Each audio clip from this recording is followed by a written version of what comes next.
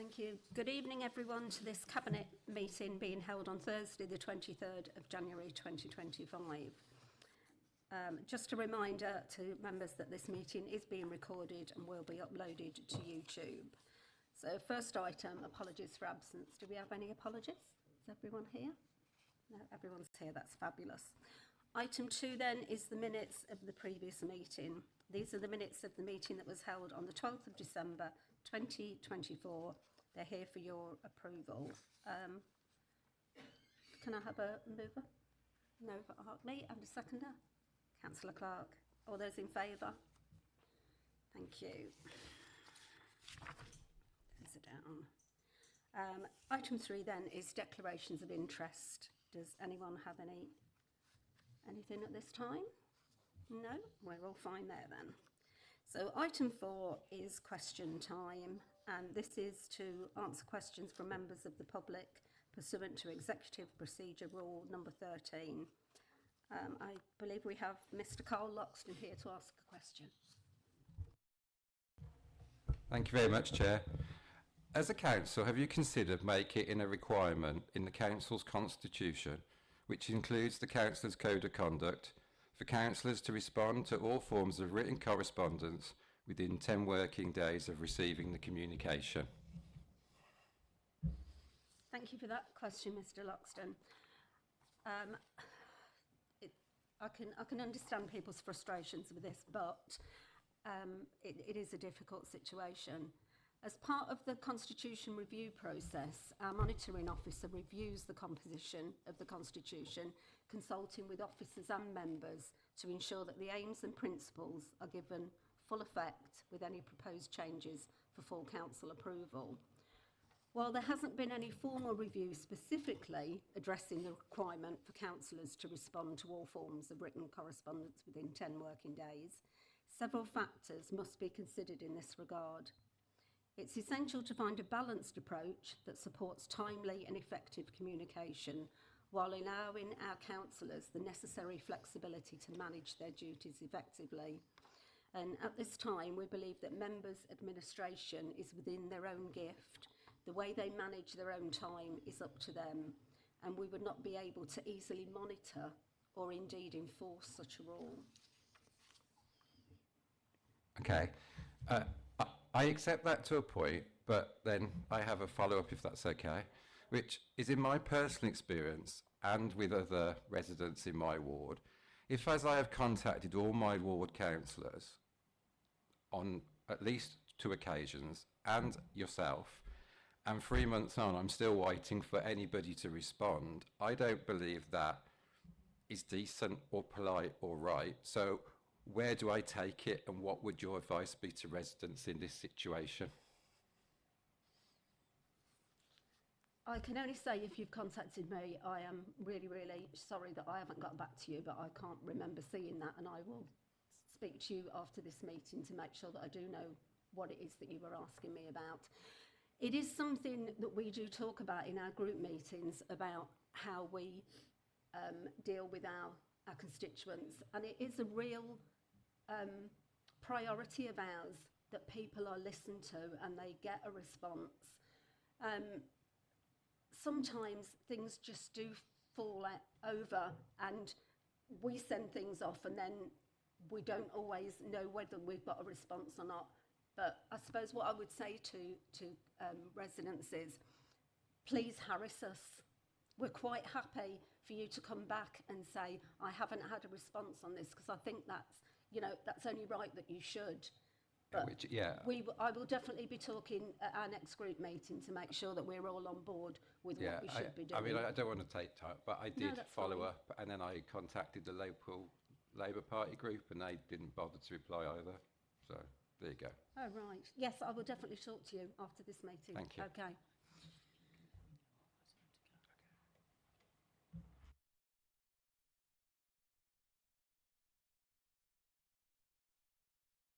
Turn myself off. Item 5 is matters referred to the Cabinet, but if you're okay with this, Marion, we're going to take it when we get to that climate change item. Say again. We're going to take your question when we get to the climate change item, if that's okay. Right, we will go on to item 6 then, which is the draft budget and medium-term financial strategy, 2025-26 to 2029-30. So the purpose of this report is to approve the draft medium-term financial strategy, which is attached to your papers at Appendix 1, to consult with the Joint Scrutiny Committee, the budget, on the 28th of January 2025, so that's next week, and receive their feedback on 1, the general fund budget and council tax for 25-26, the housing revenue account HRA budget for 25-26, capital programme, general fund and HRA, and the medium-term financial strategy. This is a key decision as it affects 2 or more wards and involves expenditure over £100,000. Is that the right amount I've said, Jo? Yes, thank you. Does anyone have any questions on this? No? Right, so the recommendations in front of you are: approve the draft package of budget proposals included in the medium-term financial strategy as detailed at Appendix 1, and, as required by the Constitution of the Council, the Joint Scrutiny Committee budget on the 28th of January 2025 be requested to consider the budget proposals contained within this report. Do I have a mover? Councillor Clark, and a seconder? Councillor Smith. All those in favour? Thank you. So item 7 is the business rates income forecast 2025-26, and apologies that this paper was behind the others in coming forward. So the purpose of this report is to seek endorsement from members on the business rates income forecast for 25-26. Does anybody have any questions on this? I know we've gone over this several times, haven't we? So hopefully everybody's up to date. Yeah? So the recommendations before you are: members approve the business rates income forecast for 25-26 and subsequent NNDR1 form for submission to MHCLG by the 31st of January 2025. Number 2, should material amendments be required to the forecast NNDR1, Cabinet authorise the Interim Executive Director Finance, in consultation with the Leader of the Council, to make such required amendments as necessary. And 3, members note discretionary relief granted to qualifying bodies in line with the existing policy. Can I have a mover, please? Councillor Arkney, and a seconder. Councillor Daniels. All those in favour? Thank you. And item 8 is the update on the Procurement Act 2023. This report was to provide Cabinet with a brief overview of the changes coming into force on the 24th of February 2025 with the new Procurement Act 2023, brackets PA 23, to request approval of the Council's social value policy and pledges, and to circulate the revised procurement strategy for review and approval. Does anyone have any questions on this? No, we're very quiet. This is because we've done our homework. Can I have a mover, please? Councillor Clark, and a seconder. Councillor Daniels. All those. Oh, sorry, I need to read the recommendations, getting ahead of myself. The recommendations are: Cabinet notes the requirements of the Procurement Act 2023 and endorses the action plan to ensure compliance. Cabinet approves the social value policy. Cabinet approves the social value pledges, and Cabinet approves the revised procurement strategy. All those in favour?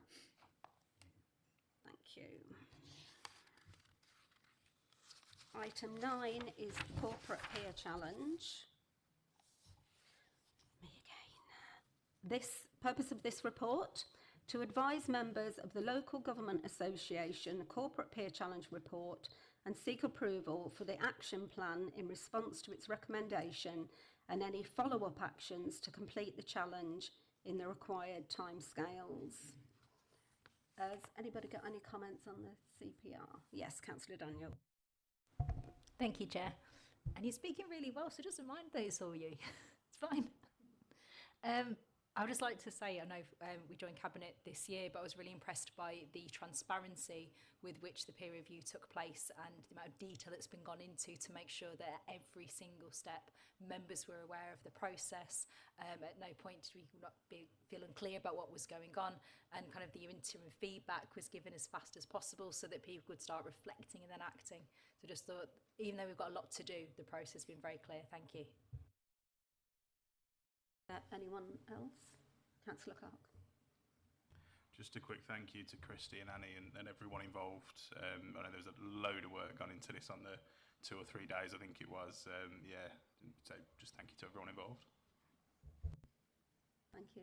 Yeah, I would just like to have on record at this time how much work was done in the background on this. You know, we had those few days where the reviewers were in, but there was so much work that went into the background of it, and is still going on, because we've got that fabulous report that we're now going to publish, and then the action plan to come forward, and it's been a really valuable piece of work, and I don't think I've heard anybody say that they're not happy with the outcome of it. So it was well worth doing, and something that we've now got that we can work on, so that's absolutely brilliant.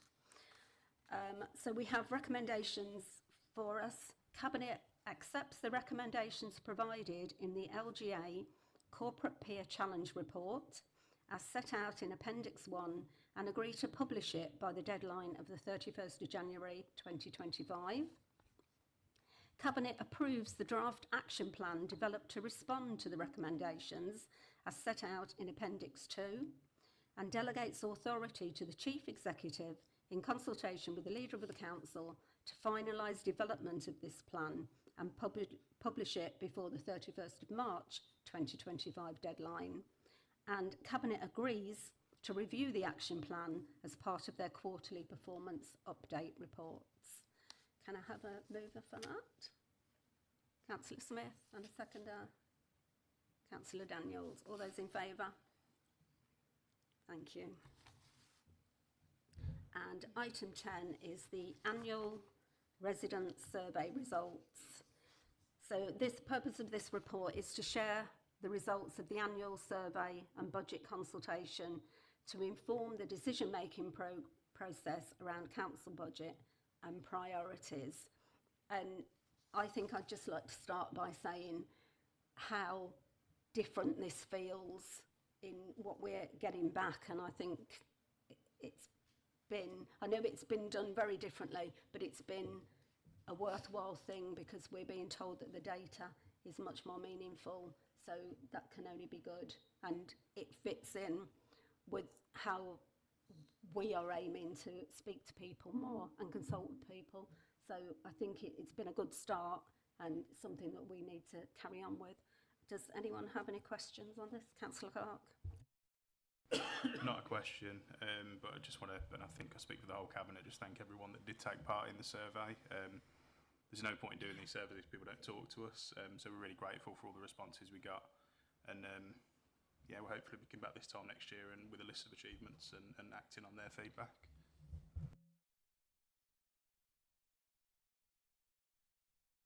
Yeah, I think that's the thing, isn't it? We've got to make sure that we're looking at what people have said and that we're not ignoring it, and making sure that we're taking notice and, if necessary, finding out why they feel like they do and why they've made the comments that they've made. So the recommendation before you is, it is recommended Cabinet endorse the contents of this report in preparation for making budget and priority decisions as part of the annual budget set-in process. A mover, please. Councillor Clark, and a seconder. Councillor Arkney. All those in favour?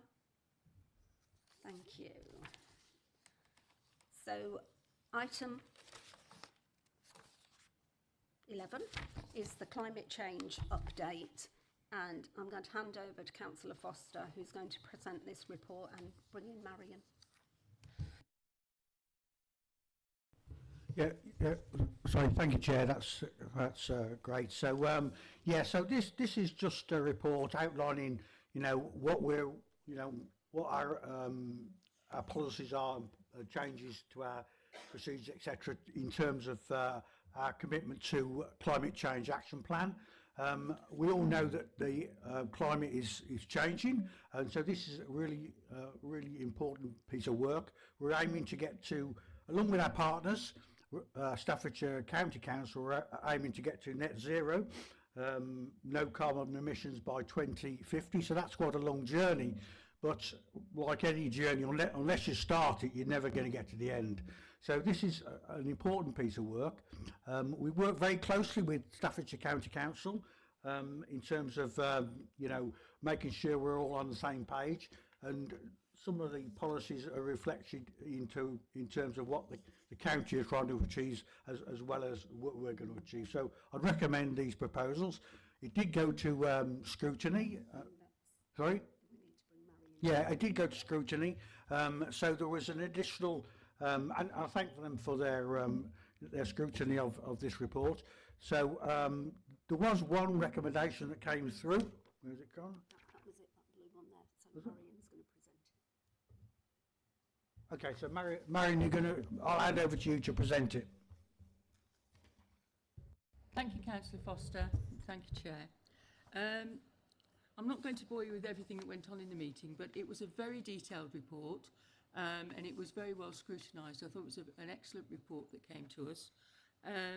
We asked lots of questions and sought clarification on a number of areas, including trees, which trees should be planted where, because sometimes trees are in the wrong place. They're the wrong trees for the wrong areas. So a lot of that work went on. We talked about working with community groups in that area, the amount of carbon dioxide used by heating and heating Marmion House, and whether we could actually close off floors so that we didn't have to heat them, but apparently because of the gas taps that's very difficult to do.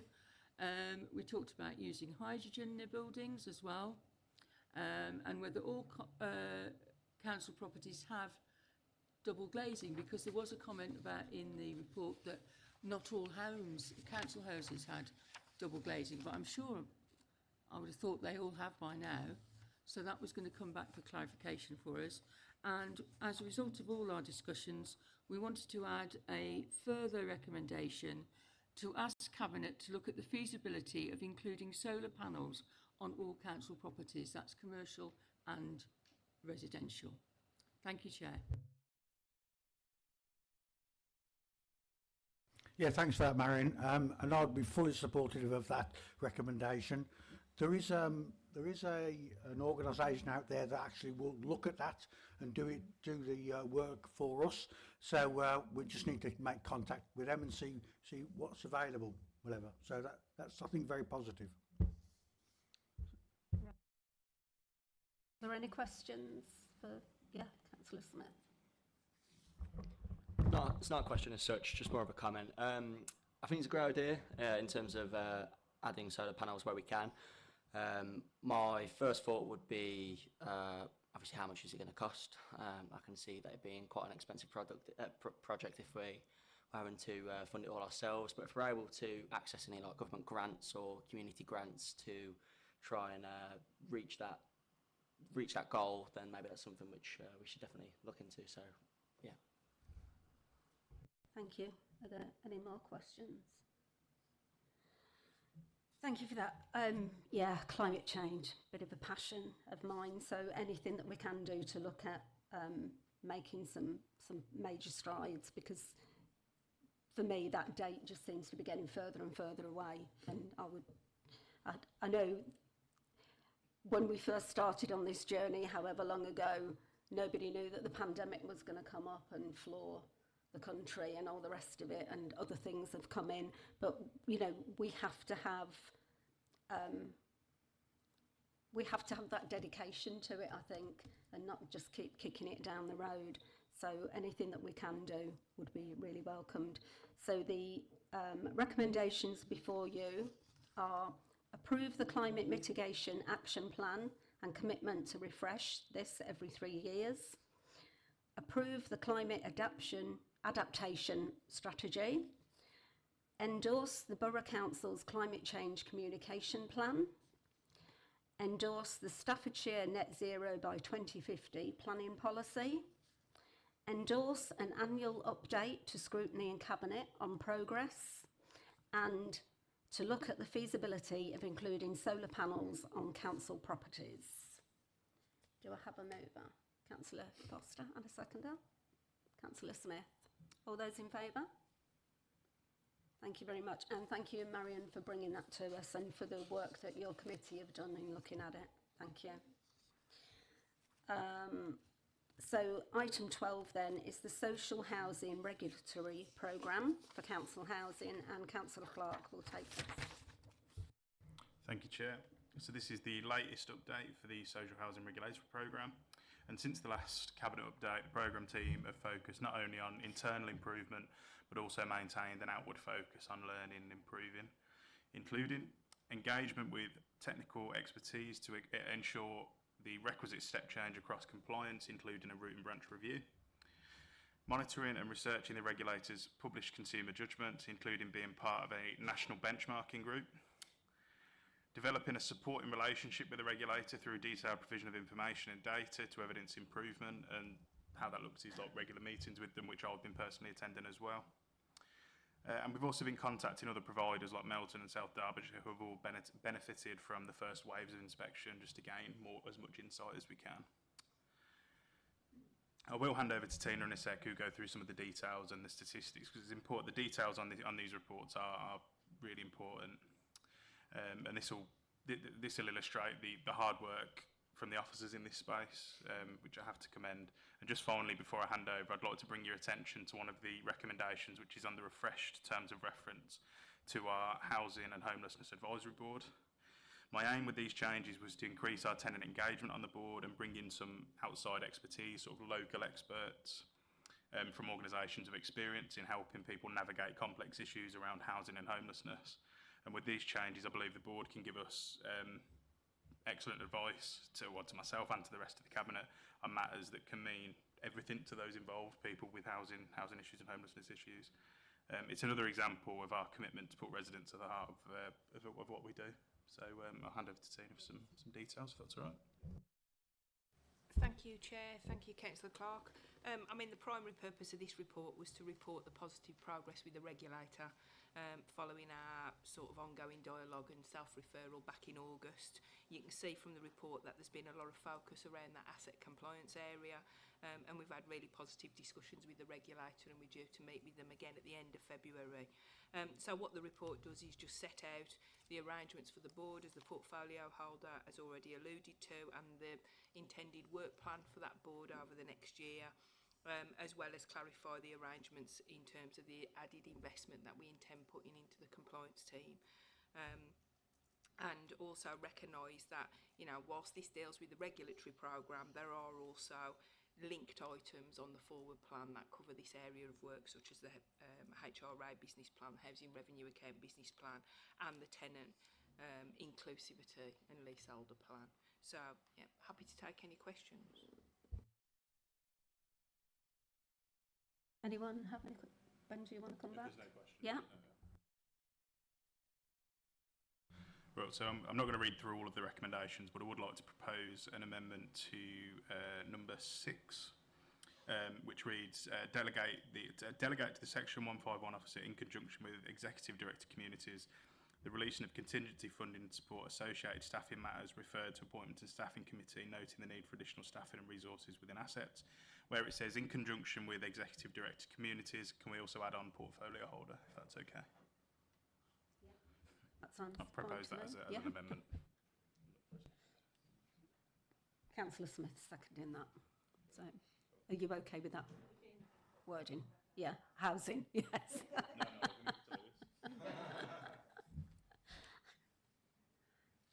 Fabulous. So you're not going to read them all out then? So I won't read them all out either. Yeah, I presume everybody has them in front of them. So, have I done a mover and a seconder already? No. Mover then? Oh, right. Lewis. Right. So all those recommendations with that amendment, a mover. Councillor Clark, and a seconder. Councillor Arkney. All those in favour? Thank you. So item 13, I think we ought to cut out 13s. Tamworth Asylum Dispersal Funding, and I'm going to be handing over to Councillor Daniels, should it be? Yeah, that's not what it says here, but yes. To present the report, thank you. Evening all.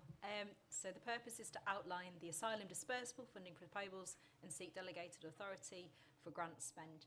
I was a little bit nervous when we were saying delegated authority, but it's generally the idea of that dialogue between my portfolio holder and her team with the research that Jo's been doing, making sure that, she's making sure I'm informed, have that dialogue before then it's coming to us. There's not meant to be anything hidden, it's still a transparent process, but I just wanted to clarify. So, Jo, want to hand over to you, or shall I go through the recommendations? Thank you, Councillor Daniels. Yeah, the report, as is, you've seen that we have the nearly £300,000 worth of funding this year. Sorry, £200,000, and we are in the process of putting a further plan together for the spend of that to support asylum seekers within Tamworth, either through asylum accommodation, contingency accommodation, or outsourced accommodation. As you'll see, there is a plan for what we spent last year and with some proposals for what we're going to do this year. And I can confirm that we've had the meeting with a lot of our community groups, and we are putting a plan in place for effective spend of that grant over the next year and beyond. And at the moment that's been very successful, and of course I'll update Councillor Daniels on that as it progresses, with the recommendation that we include this as part of our community safety partnership update that we do annually to the Infrastructure Safety and Growth Committee. So that's and you'll see the recommendations there. Thank you. Thank you. Does anyone have any questions? Councillor Arkney.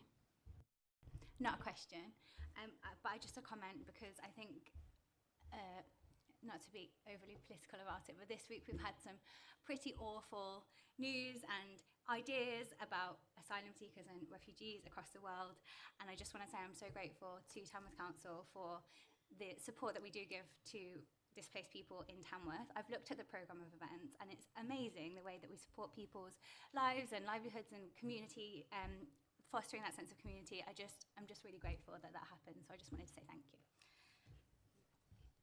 Did you want to come back, Sarah? To say thank you to Councillor Arkney for that, and I'm mindful that you attended an event in your ward very recently about it, and when we first had the holiday in receiving guests from around the world, there were certain groups, and it's very kind of town centre based, things were going on, and Belgrave kind of came along a little bit after, and it's amazing to see how that has developed and changed, to say this isn't just about this section of Tamworth, it's all of Tamworth. And when I met with Jo in the week and Tina were talking about those different opportunities which are coming, and it sounds really exciting. You'll know it was a question on Tuesday night, and it was really nice for her to remind everybody that we are here for all residents, no matter how long they stay with us. And that was something that the Reverend Livell said in one of his kind of sermons as well. So it's nice to kind of bring all that idea back. Thank you for that, and thank you, Jo, for the work that's been done on this. It is a emotive subject, isn't it? And we're trying to do as much as we can to pull everyone together. It's really good if we are getting away from the town centre, and hopefully the work that we're doing with the Blong Network may find some alternative people that we should be dealing with, and that can only be good. If there's no more questions, I'll read out the recommendations for you. So number 1 is approve delegation of ongoing spend of the Government Asylum Dispersal Fund to the portfolio holder for Cooperative Council Community Partnerships and ASB, and the Executive Director Communities in accordance with Home Office guidance. Number 2, to approve process for emergency operation grant funding delegated to the Assistant Director Partnerships. And number 3, endorse the current approach to the ongoing spend of the Asylum Dispersal Fund with an annual update to the Infrastructure Safety and Growth Committee. Can I have a mover, please? Councillor Daniels, and a seconder, Councillor Arkney. All those in favour? Lovely. Thank you very much. And that ends our meeting. Thanks so much to all the officers for coming along. But the way the meeting has gone today is a testament to all the work that we've all put in before. So thank you very much for all the time that you've taken to make sure that we're prepared for this. And I close the meeting at